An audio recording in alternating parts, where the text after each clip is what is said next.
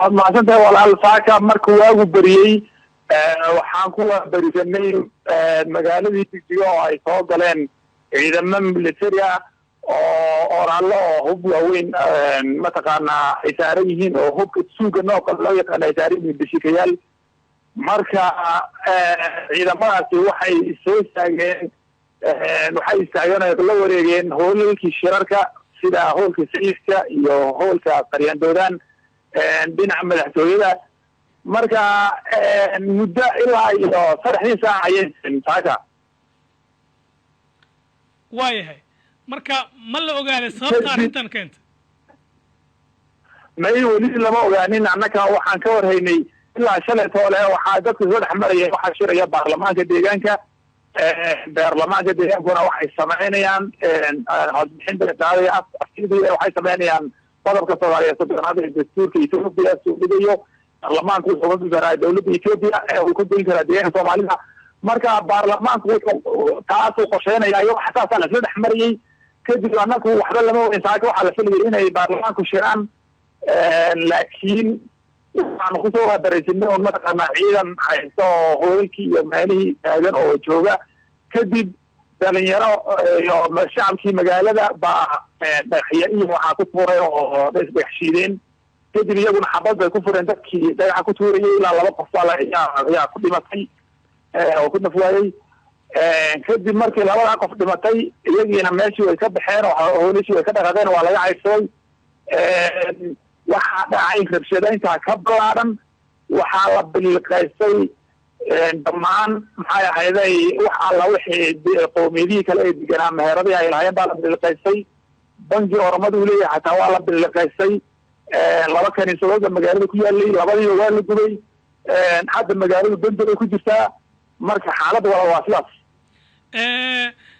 dadka dhintay guud ahaan waa imisa oo rabshadahan ku dhintay yaase dilay walaal dadka weli lama ogaanin dadka tiradooda lama ogaanin ani waxaan ahay goobjooga meeshaan joogay waxaan arkay indhahaygaana 2 qof baan ku arkay laakiin weli lama ogaanin hadda ilaa hadda dadkii rabshadii baa socday xilligana kula hadlay rabshadii baa socday ma garat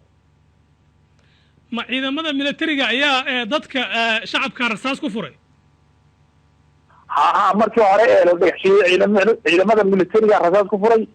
ilaa 2 qof bay rasaastu ku dhacday oo dhintay kadib intaa wixii ka dambeysay maxay ahayd dadku way garoodeen waxay u garoodeen meheradihii iyo qowmiyadihii kale ma garat waayahay waxaad iga warantaa madaxweynihii deegaanka hadda iyo baarlamaankii halkay ku sugan yihiin xaaladdoodase waa sidee madaxweynaha deegaanka annaka ma ogin maadaama ciidanku meesha soo galeen inay qabsadeen kale weli ma kala ogin baarlamaankiina saaka meesha si loogu diiday way ka kala tegeen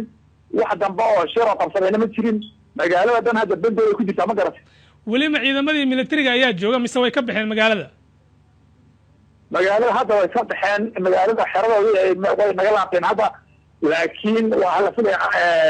xilli kastana ay kusoo laaban karaan laakiin shacabkii oo galooday oo ciidanka marka shacabka ka saaray magaalada iyaga ciidanka laftooda marka shacabkii magaalada hadda haysta waxba wax ciidan ma haysta magaalada dhexdeeda waa dadkii qowmiyada kale ahna waa la bilqaysay aaway ciidamadii maamulka Soomaalida Itoobiya ee ammaanka sugay xaaladdu faray ka baxday marka qolada xabadda ridayaan faray ka baxday marka qoladaas laftoodu waxay hadda ka qaban karaan ma laha shacabka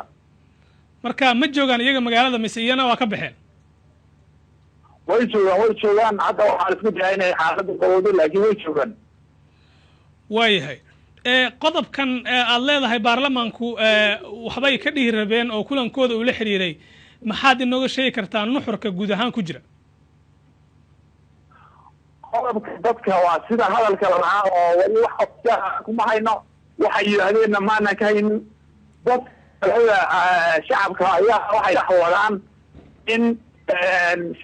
baarlamaanka uu deegaanku leeyahay Itoobiya waxay kooban tahay dowlad deegaano dowlad deegaan kasta waxay leedahay dowlad u gaara iyo baarlamaan u gaara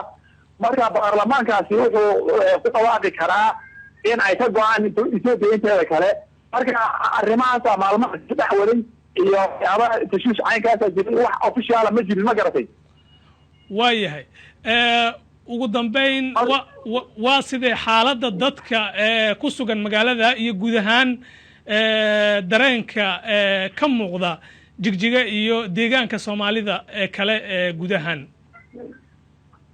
walaal xamaasad dadku way xamaasadaysan yihiin waxay diidan yihiin in la faragelin lagu soo sameeyo oo dowladda Ethiopia hadda waxaa qabsatay oromi iyo soomaaliduna way isku dhaxsanayeen marka inay dowladdii oromada ayada qabsatay deegaanka soo farageliso ciidan military uu soo galo dadku ka diideen way wada kacsan yihiin dadku waa la diidan yahay wadahadalada kala wadaa marka xaaladaasaa taageerinaysaa wali rabshadiibaana socdaa waxaa la leeyahay deegaanada ay oromada joogaan qudheeda dad ayaa lagu dilay Soomaali ah oo arrin la xiriirta boobka iyo rabshadaha ka dhacay jigjiga awgeed arrintaa maxaa noo sheegi kartaa wali ana wax kama hayo wali aan jigjiga joogaa laakiin sida caadiga markay ka dhacdo deegaanka Soomaalida markay rabshada ka dhacaan qoomiyadda oromada waxaas isku dhaco ama xadku ka dhaco iyagu sida caadiga deegaanka oromada Soomaalida dhex degan ayay ka jiraan oo mataqaanaa ay xasuuqaan hantidooda iyaguna boobaan horey saas u dhici jirtay marka laakiin ana hadda ilaa hadda weli waxba kama hayo